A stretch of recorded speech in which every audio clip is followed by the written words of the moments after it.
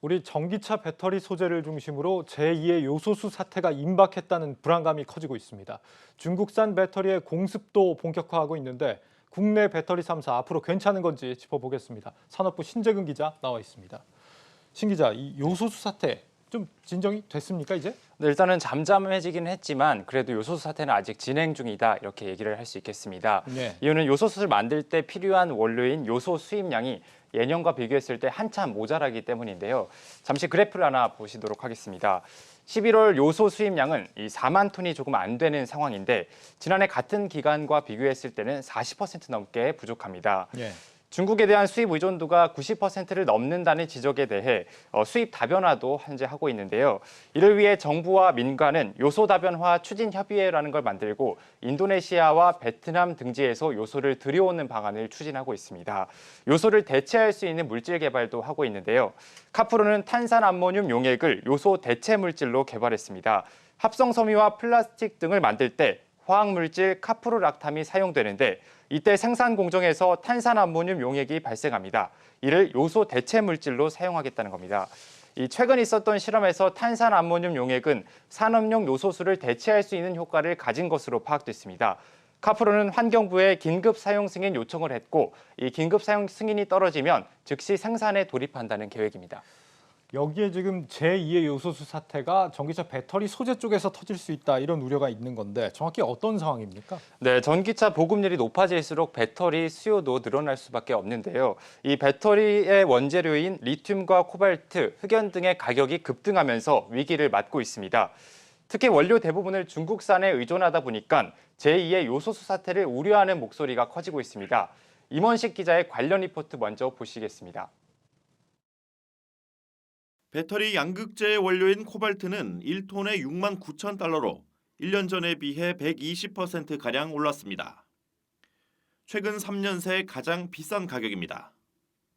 또 다른 원료인 리튬과 니켈 가격은 지난해보다 각각 410%, 47% 급등했습니다. 음극재 소재인 흑연 역시 비슷한 상황입니다. 올 초보다 가격이 40%가량 오르면서 최근 3년 새 최고가를 기록했습니다. 배터리 제조에 필수인 이들 핵심 광물들의 가격이 요동치는 건 전기차 수요의 급격한 증가 때문입니다. 기존 광산 채굴만으론 원료 공급에 한계가 있는 데다 물류 공급망까지 차질을 빚으면서 수요를 따라가기 버거운 겁니다. 무엇보다 국내 배터리 업계가 원료 대부분을 중국산에 의존하고 있는 상황이다 보니 제2의 요소수 사태가 터질 가능성을 우려하는 목소리가 높습니다. 한국과의 의존도가 높은 원자재가 많다든지 실제로 다변화시켜야 되는데 그런 부분에 역량이 떨어진다는 것은 경쟁력 약화로 이어질 수가 있기 때문에 이 정부가 본격적으로 나서서 이런 부분의 해소에 집중적으로 노력을 해야지만 미래의 먹거리와 일자리 창출을 보장을 할 수 있다. 공급 쇼크에 대비해 배터리 업계가 꺼낸 카드는 원료 수급처 다변화와 이들 광물을 대체할 신소재 개발, 특히 폐배터리 재활용, 재사용을 통한 원료 확보에 총력을 기울이는 분위기입니다. LG 에너지솔루션의 경우 북미 최대 배터리 재활용 업체인 라이사이클에 600억 원을 투자하는 동시에 10년 동안 폐배터리에서 추출한 니켈 2만 톤을 공급받기로 했습니다. 배터리 용량 80kWh 이상인 고성능 전기차 30만 대분에 들어갈 배터리를 만들 수 있는 양입니다. 이에 앞서 지난 2019년 폐배터리 재활용 업체 PM그로우에 투자한 삼성 SDI는 국내 폐배터리 재활용 기업인 성일하이텍과의 협력을 강화해 나가고 있는가 하면 SK이노베이션 역시 폐배터리 재활용 사업을 전담할 조직을 만들고 오는 2025년 연 6만 톤 규모의 생산 능력을 갖춘 공장을 본격적으로 가동하겠다는 계획입니다. 한국경제TV 임원식입니다.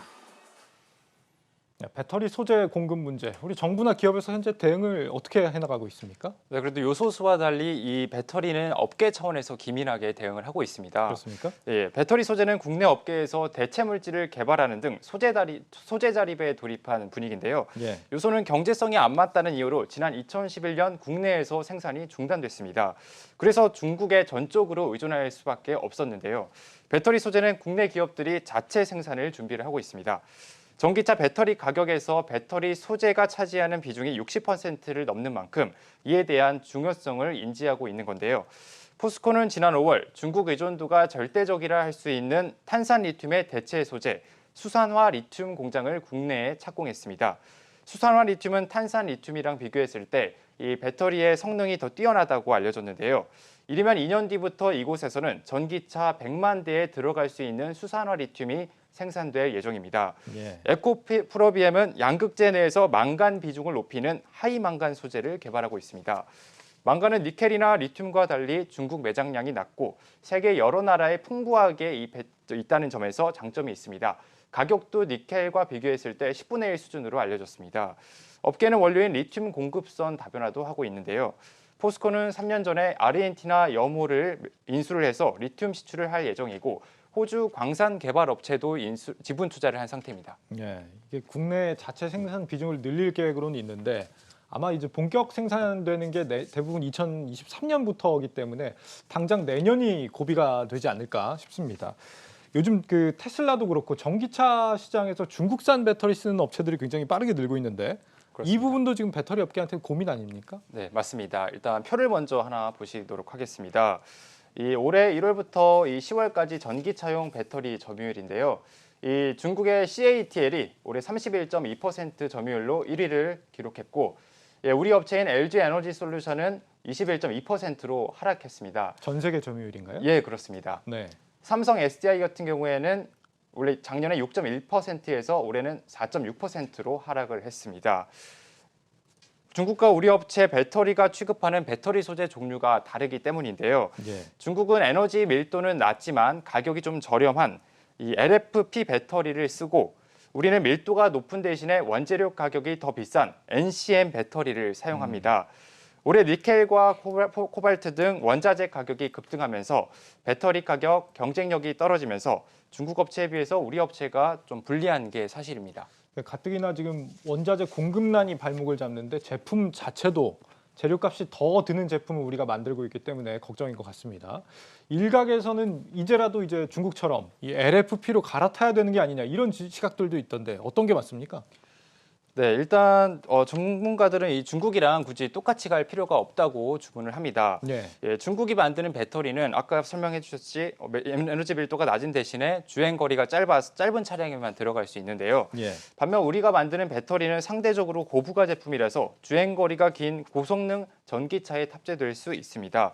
니켈이나 코발트보다 원가가 낮은 대체 소재를 개발하는 방식으로 경쟁력을 갖추는 것이 중요하다고 설명합니다. 차별성은 그대로 잘 지켜가는 게 낫다 이런 얘기고 그러면 지금 시점에서 이제 2차 전지주 투자 어떻게 가져가는 게 좋을지 취재가 좀 된 게 있어요? 네, 그렇습니다. 증권업계에서는 이 중장기적 관점에서 이 배터리 2차 전지주 종목을 비중을 늘리는 것을 추천을 했습니다. 비중을 늘려라. 예, 최근에는 비록 이제 여러 가지 이슈로 인해서 2차 전지주 이 주식이 많이 조정을 좀 받았었는데요. 네. 이는 이제 배터리 사업부가 그래도 구조적인 안정기에 접어든 것을 좀 전문가들은 주목을 합니다.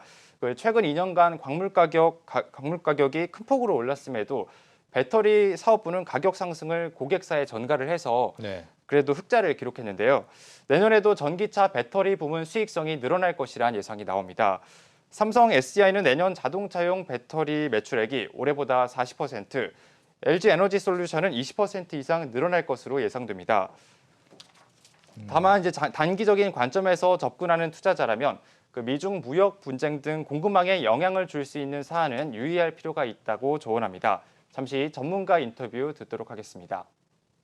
미중 갈등과 같이 좀 장기적으로 지속될 문제들이 영향을 미치고 있는 것 같거든요. 이게 이제 무기화됐을 때 우리가 그 수급을 잘 어떻게 창출해내지 못하면 어찌 보면 생산이나 이런 데 있어서의 차질이 좀 길어지는 이런 상황이 나타날 수도 있겠습니다. 네, 일단 뭐 단기적으로 미국 바이든의 이 전기차 보조금 예산이 어떻게 결론이 나는지가 좀 영향을 미칠 것 같고 또 다음 달에 LG 에너지 솔루션 상장도 있습니다. 상장 후에 본격적인 생산량 확대도 예고가 된다고 하니까 이런 부분까지 잘 챙겨보시는 게 좋겠습니다. 네, 산업부 신재근 기자였습니다. 잘 들었습니다.